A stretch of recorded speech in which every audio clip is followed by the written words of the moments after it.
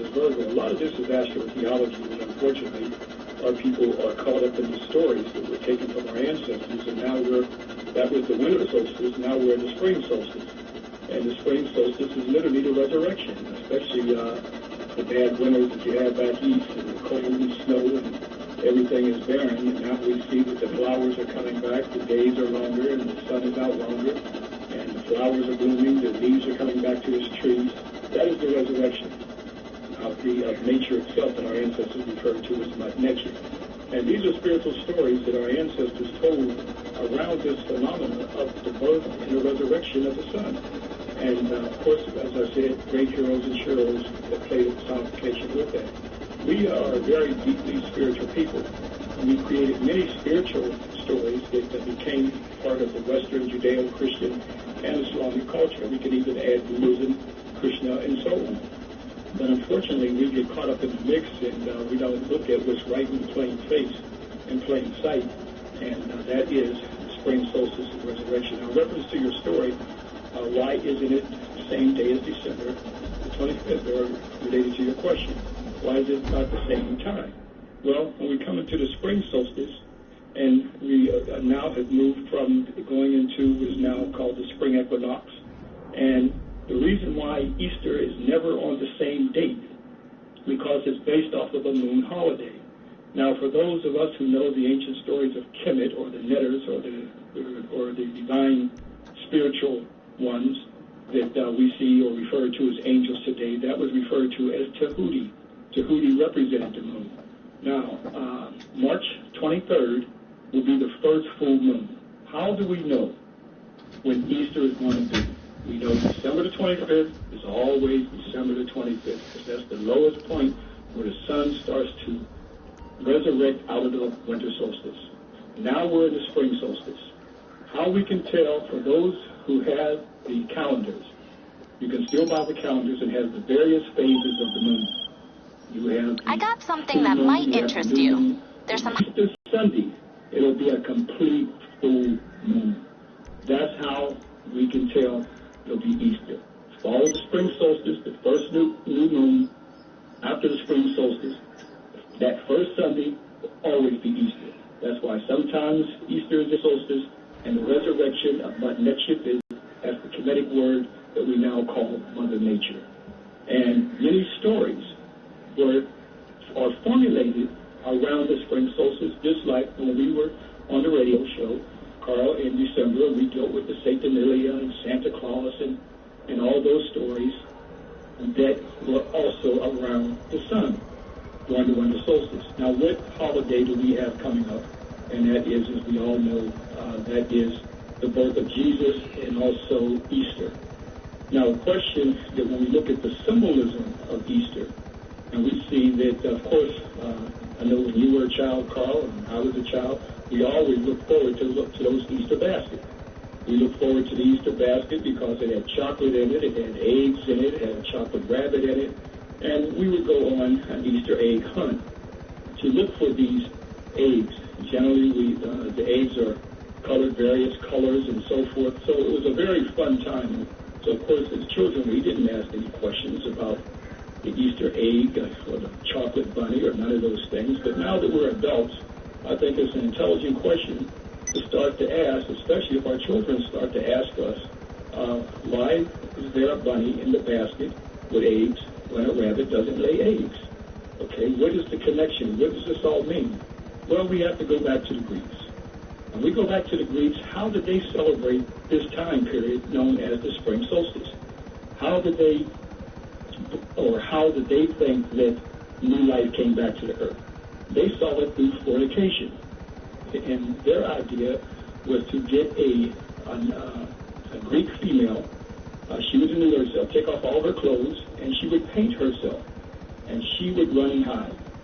The Greek males, they would go and look for her, hunt for her. When they found her, they would have all this sex. They thought that's how nature came back. They would also have bunnies. Why a rabbit? Why would they have a rabbit? Okay, they would have a rabbit because the rabbit is the one animal, it's the most fertile animal. And a rabbit, as we know, have many, many litter. So this is how the rabbit became associated with Easter. So when we look at coloring eggs, taking white eggs that represented the European white female, okay, and you paint that egg, that symbolized when the white female, Greek female, when she painted herself. And then when you would hide that egg, that symbolized when the Greek males had to go on an Easter egg hunt, because they saw that as through how nature came back and resurrected, and they would have all this sex and fornication. So actually, it was a sex holiday. This is what we see. Now, the rabbit played a major role, because when we look at a rabbit, and we see, again, the rabbit is chocolate. Now it's known now that chocolate, when we see that when a lot of people do not get enough sex, they eat a lot of chocolate. So the rabbit is equally associated with sex through the chocolate rabbit and the eggs in the basket, symbolizing the Greek female. And one of the images of the Greek images of resurrection is Pam with a large erect penis. Okay, so here we see that is a corruption still of ancient Kemet that represented the Setsu, or what is referred to as the Osirian resurrection. The Greeks never understood the real meaning of the resurrection. Our ancestors used symbolism, okay, not looking at it literally, but using symbolism of resurrection. So they had no problem showing the erect penis. So when you see the papyrus and you see the sun right above the penis, we see that what happens to males right before sunrise, they have an erection. So they were expressing a spiritual idea of the resurrection, but when the Greeks got it, they didn't understand it. They took it literally. Okay, they took the physical or the phallics as a literal resurrection. It became, in the Greek culture, phallic worship. But it was not phallic worship in Kemet, it was just symbolism. It's the same phallics or penis that we see, and I know this is hard for a lot of people to understand, but you've got to go back and turn back the pages of time, Brother Carl. So when we right. Hold that thought right there, Brother Quincy. We're going to take a quick break, and I'll let you finish on this fascinating information about Easter. And as you mentioned, it may be tough for some people to swallow, this being Holy Week, Friday being Good Friday, and Resurrection Sunday or Easter Sunday being this Sunday. If you have any questions about Easter, how it all started, some man you need to put it to is Professor Baba Quasi. And we'll take the calls for you next after the traffic and weather update on 1450 WOL, where information is power.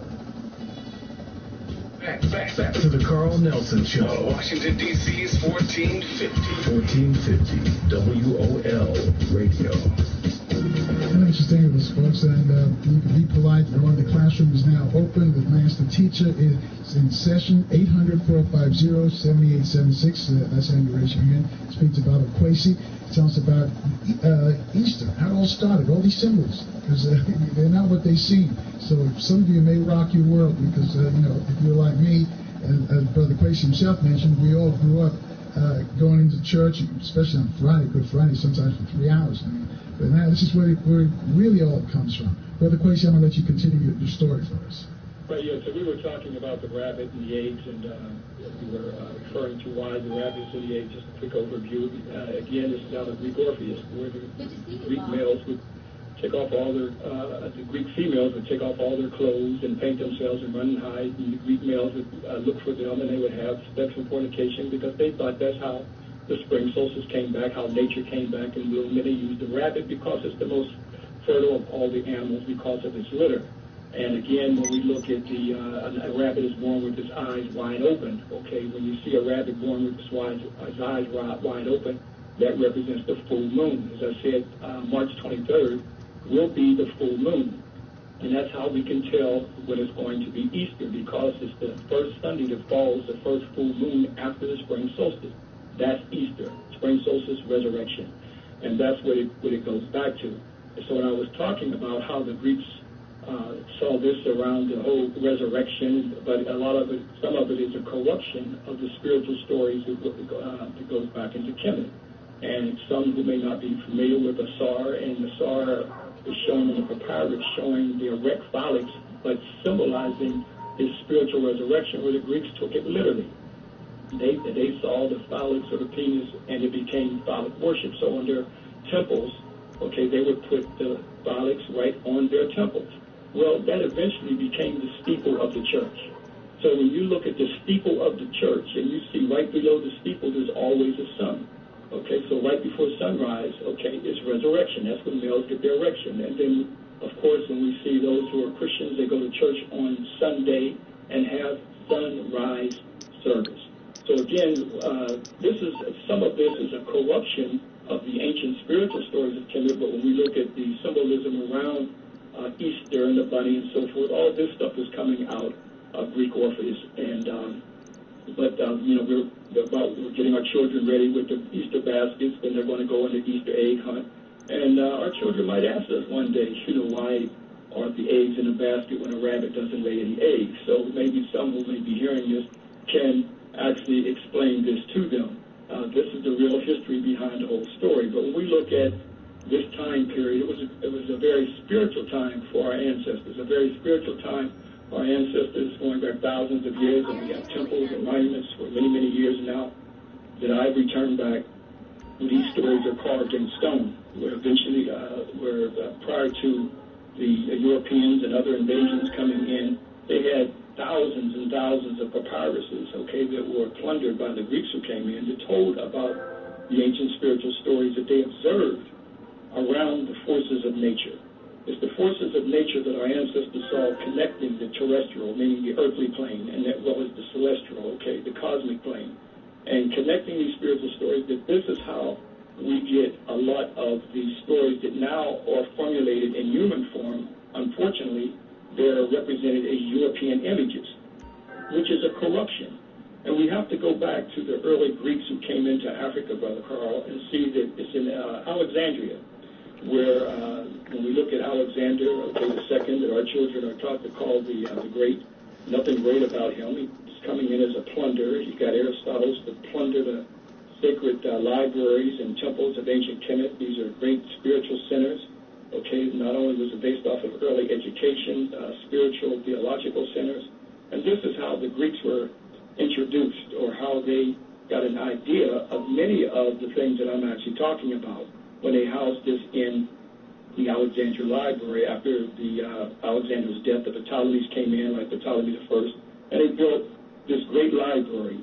We're all familiar with this Alexandria Library, but we don't ask any questions. Where did all those sacred scrolls, where did they come from? When we look at the European Bibles, where was the first Bibles written at? And I say this all the time because this is critical. It's critical because why would Europe's first Bibles, why are they written in Egypt? They're written in Egypt because that is where the sacred knowledge that goes back countless thousands of years to predate Western Christianity, the Western world, Western civilization, by thousands of years. And they were there long enough with the Ptolemies, 300 years with them. And then when we see when the Romans came in, usurped the Ptolemies, and they came in for a period of time, about 400 years, and then we see the Byzantine Romans came in. So we're talking about almost 1,000 years of these Europeans who were able to study ancient spiritual stories that now become what is known as Western version of Christianity. Many people speak of Bibles. Many people speak of, most of the time, the Bible, as though there's only one Bible. But when we go back to Kemet, we go back to the land that is now called Egypt today, that our ancestors called it Kemet, that means black.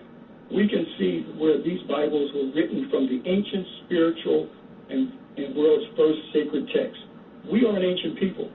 I think that we as a people suffer, Carl, because we refuse to unlock an ancient ancestral genetic memory bank that goes back thousands of years, that we continue to let ourselves stay within the circumference and worship within that circumference of European divinity, or European, as they consider it, divine representation, when in fact the Europeans came and copied this black divinity directly from African people.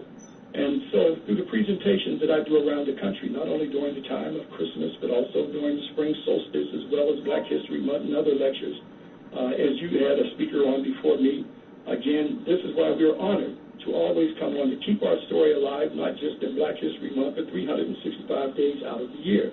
So we can have time to, and have the airways like you have, to tell our story.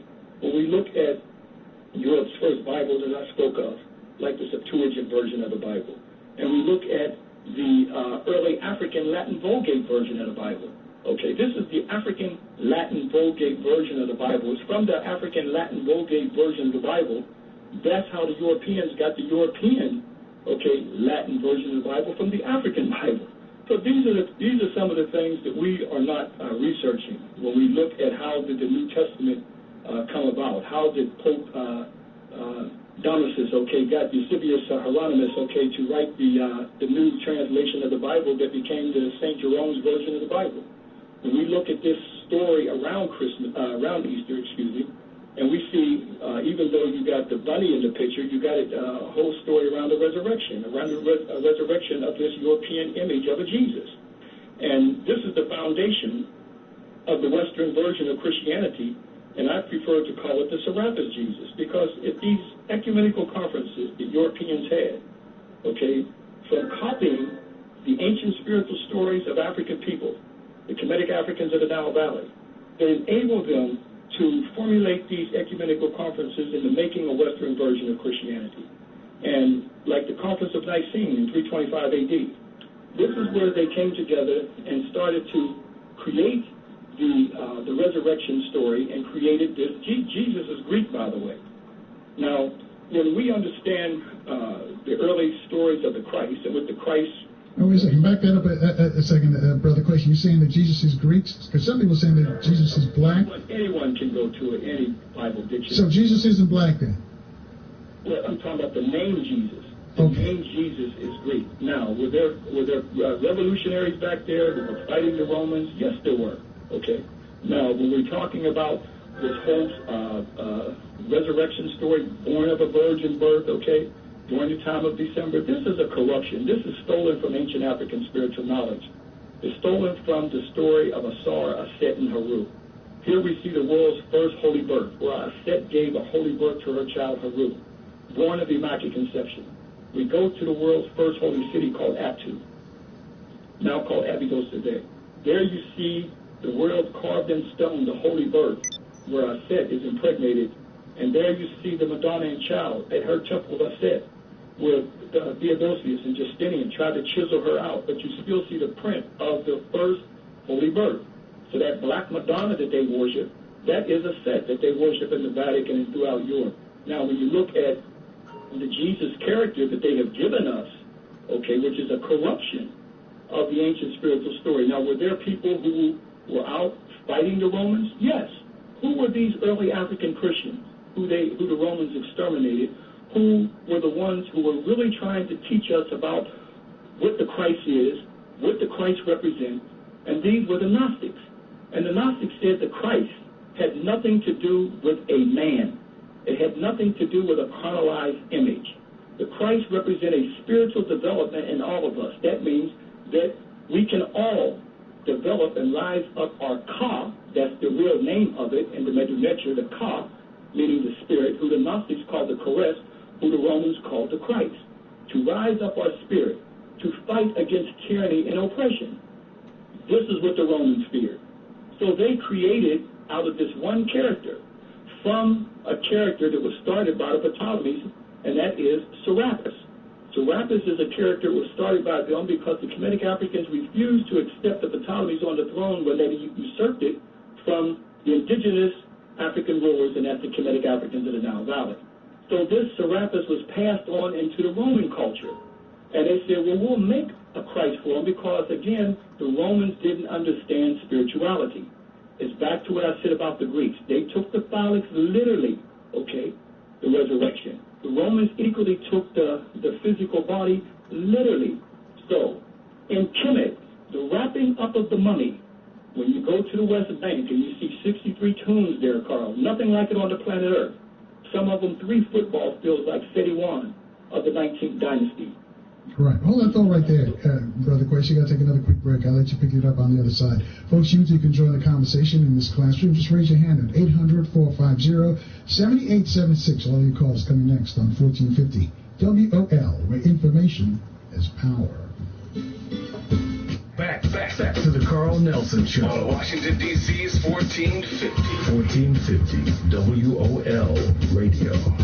And thanks for staying with us, and our guest, the master teacher himself, Ashra Kwesi, discussing Easter and all these symbolism that we see in Easter. Before we go back to Brother Kwesi, just remind folks who saw The Passion on Fox on Sunday. It's a musical about Jesus. It was hosted by Tyler Perry, and it just tanked in the ratings. So maybe people are becoming more aware. Brother Kwesi, I'll let you finish your story.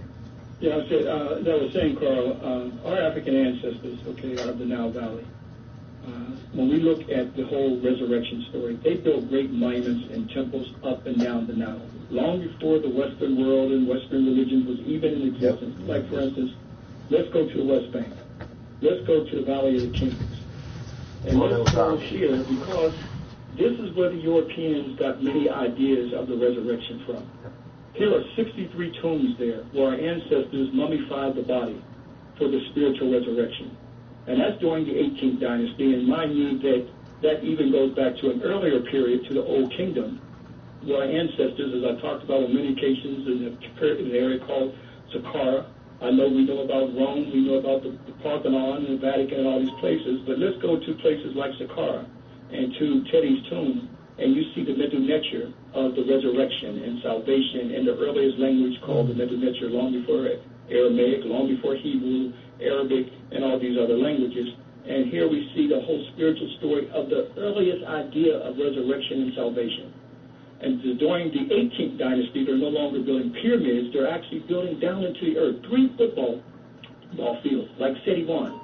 I mean, nothing like it on the planet Earth. Now, why did they mummify the body? They mummified the body because our ancestors saw that it's like a caterpillar or like a cocoon. I think a cocoon is called a caress, okay? Here, this was called the caressing of the body for a spiritual metamorphosis, for the ka, meaning the spirit, and the ba, meaning the soul, to leave the body. But it's the kat, or the physical body, that stayed on earth. But once that ka, meaning the spirit, and the ba, meaning the soul, united together, then it becomes a sahu. What is a sahu? A spiritual body. This is what the Romans didn't understand, and the Western version of Christianity still don't understand. They saw it as a spiritual resurrection that would take place. And that's why when you look at the picture of the European Serapis image of the Jesus, why are they wrapping him up like a mummy? If he's going to resurrect in a physical body, as we are told, that when Mary Magdalene, she's the only one that saw the resurrection, okay? Supposedly that's the way the story is told, that he resurrects from the sarcophagus, okay? And he says that I'm not a ghost, you can feel me, you can see that I'm flesh and blood, all right? That's what we are told through the stories that's passed down. But if he's going to resurrect, why are you wrapping him up like a mummy? Because that idea is copied. When you parallel the images of the European Jesus with the mummies of Kemet, it's the same exact swathing that they use, because it was a symbolic for the caressing and the spiritual resurrection, because our ancestors saw it like nature again, like something like a caterpillar that crawls on the ground, and all of a sudden it forms into a cocoon. And through this cocoon, a metamorphosis takes place, Carl. And that which once crawled on the ground now takes flight. That's how our ancestors saw that we would do through a spiritual resurrection, through the metamorphosis of the body, through the mummification. That's why the Western version of Christianity imagery that they have of the Serapis Jesus and the mummy was copied directly from ancient Kemet. So these ideas, when you go into Kemet and see the spiritual ideas, when you go to King Tutankhamun's tomb and you look at the opening of the mouth ceremony, the opening of the mouth ceremony is very important. And King Tutankhamun, even though he had the smallest tomb in the Valley of the King, it became famous because his tomb, as we know, was the only one intact. Okay, so that's where we were able to see all the gold and the riches and gold shrines, and 3 gold shrines they had to go through, 3 gold sarcophagus, and they finally got to his cot, meaning his physical body is still there, okay, but it's the spiritual body that resurrected, all right? And they understood that, so that's why they mummified the body. But the scenes on the wall is called the opening of the mouth ceremony. What is this opening of the mouth ceremony? The opening of the mouth ceremony is like this. Here the Sim priest is enabled King Tutankhamun to see again, to talk again.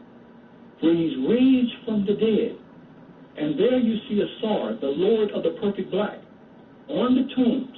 Just what Europeans see, this black divinity on the tomb, King Tutankhamun is becoming one with his Ka, his spirit, who the Nazis called the Christ, the Kores, who the Romans didn't understand it and called the Christ. Interesting enough, this spiritual black divinity is called the Christ. And there we see that in the afterlife, they're not speaking of this life for him to see, but in the spiritual life for him to see, again, to talk again, to hear again, where he's raised from the dead. So the stories that we get with Jesus, where he made one, he raised them from the dead. He made one see again. He made one talk again. He made one see. This is literally taken from the spiritual stories that African people, who are the most spiritual people on the planet Earth, that's how the stories are there, from the tombs to give validation to it, from the opening of the mouth ceremony, where King Tutankhamun is now raised for him to live again in the afterlife. Let's go to the Temple of Heru. For many, many years, over 3 decades now, studying these reliefs and studying these tombs, and when many of the group members gasp when I do the comparison, when I take the images of Raphael, Leonardo da Vinci, and these Europeans who came and copied these stories, and I take their pictures and put it right next to the relief. And what's breathtaking about this fact is that here you see the Sahu that I talked about a minute ago, the spiritual body. Now here you have one leg down and one leg up, and they have 2 arms up. So he's called the dancing Ka. That means he is the, as we would interpret today, the dancing Christ. Why is he dancing?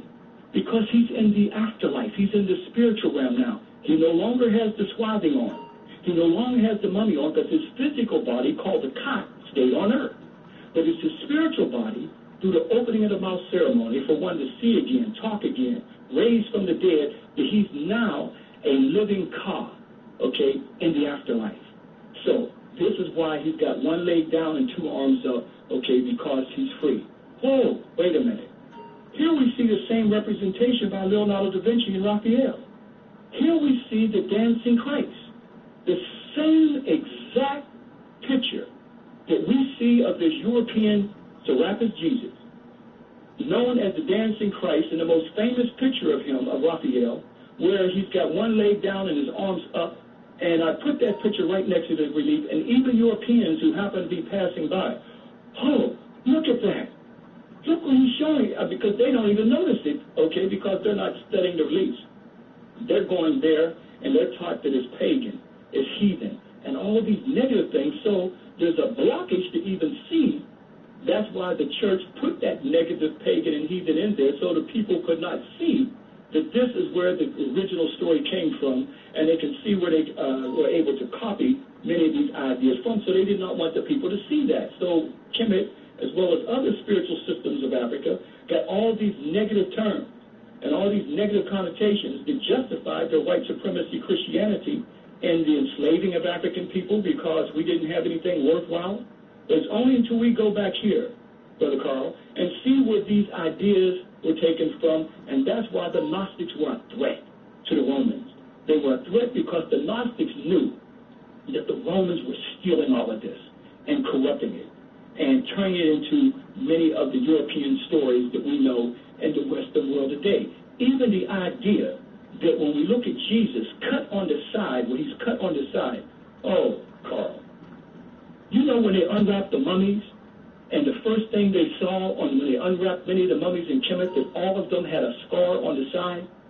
The scar is on the side because that's where the organs were taken out from.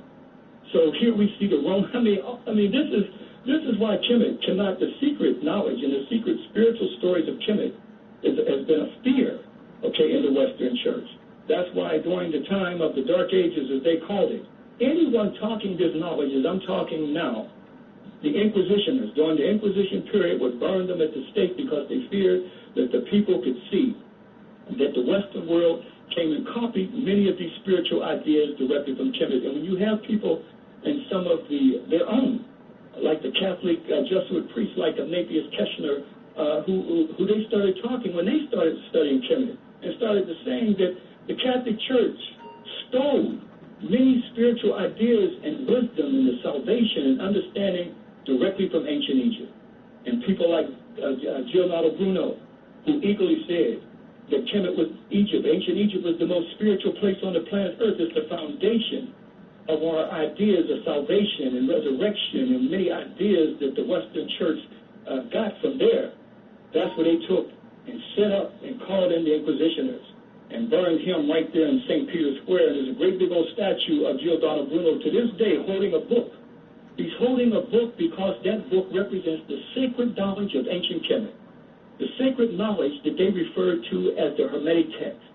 It's through the Hermetic knowledge of ancient Kemet that the Western world awakened, their sciences awakened, their religion awakened through that knowledge. So that big statue of him is there holding this book because of the wisdom that he was trying to teach during the Dark Ages when they burned him at the stake, when he was saying that the Catholic Church, stole this knowledge from ancient Egypt. And this is the importance of us understanding when we start to come up into these holidays and start to, we've got to have the freedom to think, all right? Because if you don't have the freedom to think, then we still find ourselves in the worst form of enslavement, which is in spiritual enslavement, when the enemy becomes the deity in the spiritual subconscious of our mind. And what I mean by that, if your representation of your divinity and your divine representation looks like Europeans, this is where the enemy has become the deity because they took away our divinity. All right, hold that thought right there, Doc, because we're going to take a quick break. We'll look at the traffic. And when you come back, I want you to talk about the 3 days, because they said that Christ was crucified and he rose on the third day. Where did that story come from? Folks, you too can join our conversation. 800-450-7876. This is the master teacher, Ashra Kwesi. He's in the classroom. He'll call us next on 1450. WOL, where information... Truth is the truth. So I bullshit people. Gotta know who created is in you, to know the truth is in you, for the truth to come out. For all the power of knowing the creator is you being created. Truth.